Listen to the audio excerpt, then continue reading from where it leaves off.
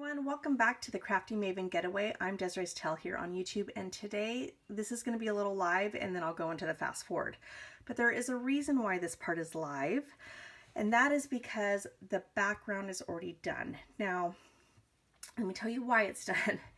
So I try to at least get 10 minutes, 20 minutes during the week to craft in my craft room. And when that doesn't happen, I will revert back down to where I'm stumped. I don't know what to do. I can't get out of the, not having any creative mojo. And so that usually happens when my kids' activities start taking up. So my daughter's back in soccer, and with everything else, cookie booth sales, you know how that works. I have not been in my scrap room in a week. So my mojo was gone. And I, did the typical YouTube, looking on Pinterest, looking on, Instagram. Nothing was, getting the ball rolling. So I tend to, I knew I wanted to scrap this picture. So let me just show you this one. So I knew I wanted to scrap this picture of my son and I. And I was like, okay, let me just get my craft room. 3 hours later, I'm not kidding you guys, 3 hours later, nothing done, stuff pulled out everywhere, and that is when something just clicked. And that usually happens for me when I start going through my stash and I start trying to put together something, and I'm like, oh, that's not working out, so then I kind of move on to something else. And so I tried like several different kits that I was trying to make that ended up not working out. And that's when I remembered this background that I did a while ago, where I think I created 3 or 4 backgrounds trying to make this work. And I don't know if this background is in that video. I can't remember what video it was, but this is what I did. And so I remembered I had this, and I'm like, let me see if this works, because I'm trying to do pictures of trying to go off my shirt that has like a light blue, so it's got the peaches and the pink. And then I put this together and I was like, this is actually perfect. So this is my jumping off point. The background's already done, but it's really easy, and I'm going to walk you through what I did.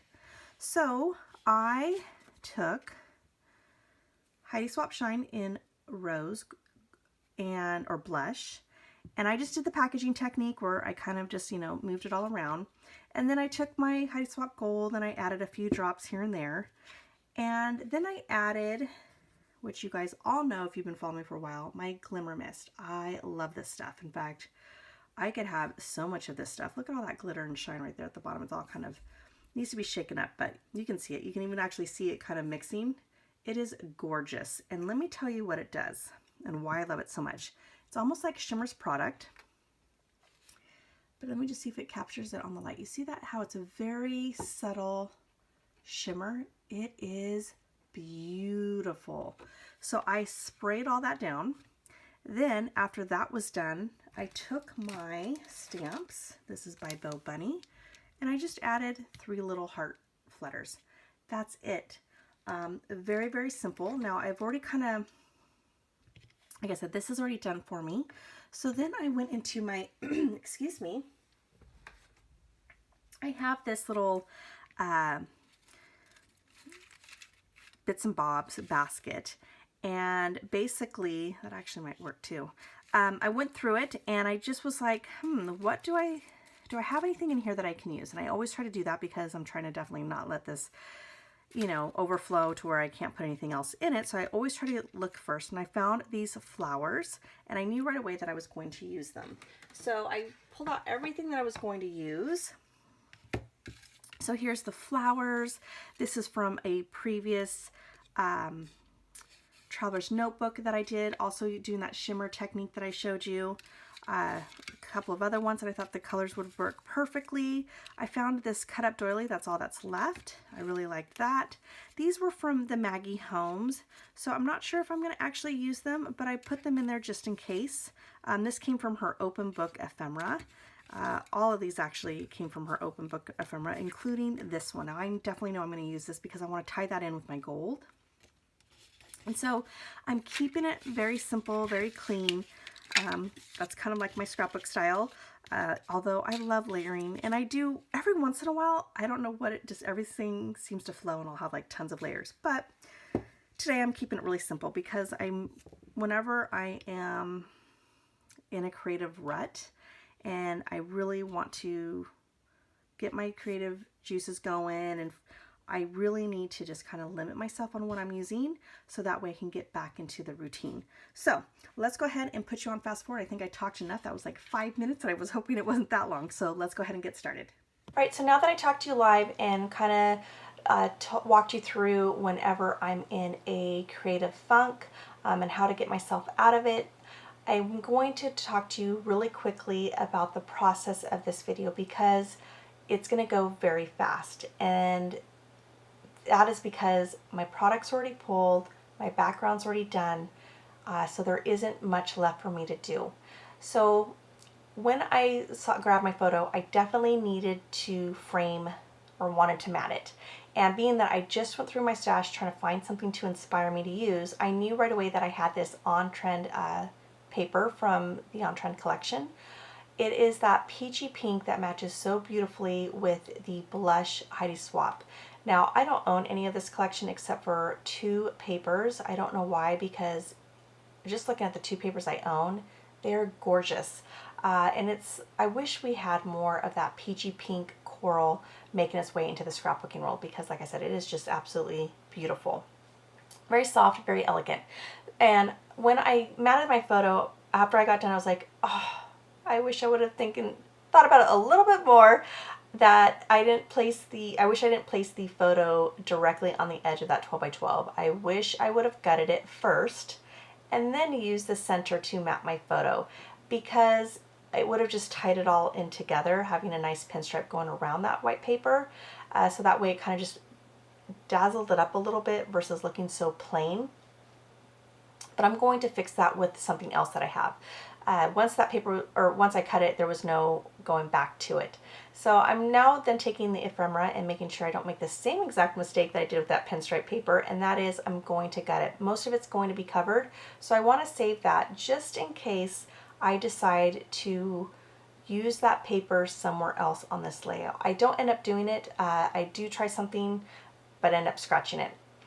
So now I'm moving on to the embellishments that I pulled, and I thought about using those labels to have a home for the flowers and to also have more layers. But when I placed them down, I just didn't feel like they really went. I wanted to use those frames that I had painted from a previous Traveler's Notebook spread. Those are the last bit of frames that I have left, and I absolutely love them. So I definitely wanted to use those first. All right, so what I thought was really interesting while I was doing this, that I have a triangle design with that butterfly, right? Before I have even put anything down, there was a triangle design already. Well, I'm actually doing a double triangle design, and it doesn't look awkward at all. In fact, it flows very well. So I placed one at the top, and then as you can see, I have the one all the way to the left and then the one at the bottom, and I really like that. So it's like 2 triangles in one. And I thought about placing that frame down, and that is what looked really awkward. So I removed that and decided to use a pink one behind the one, a little mini pink frame behind the one rosette at the bottom. Now I'm bringing in my title, and before I bring my title, I go back to the gold foiling. I thought about, even though I won't use the ephemera that I thought I was going to use, that I had gutted from the Maggie Holmes open book, I went back to that paper, which is, you know, on one side it was the pinstripe, and then next behind that was some writing in gold foil. And you know, I thought about using it, and the words were kind of a little odd to me. Like, one says, "Every day I'm hustling," and then it goes back to "Happy days, you are my favorite person." I thought that doesn't really make sense, but okay. And I could have done it where I wanted to like maybe have a certain word, but instead I just decided to scratch that, and I like how everything is going as it is. So I didn't want to kind of force myself to use something that I really wasn't wanting. I add that doily that was just sitting in my Bits and Bobs bin as well. So I'm really excited when I get to use stuff from that Bits and Bob. And it's funny because I think the last layout I created was just stuff lying around my desk too.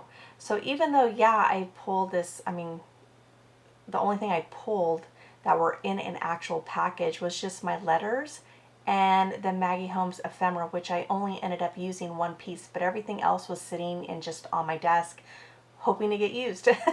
And that always feels good to me because I got it off my workspace and onto a layout.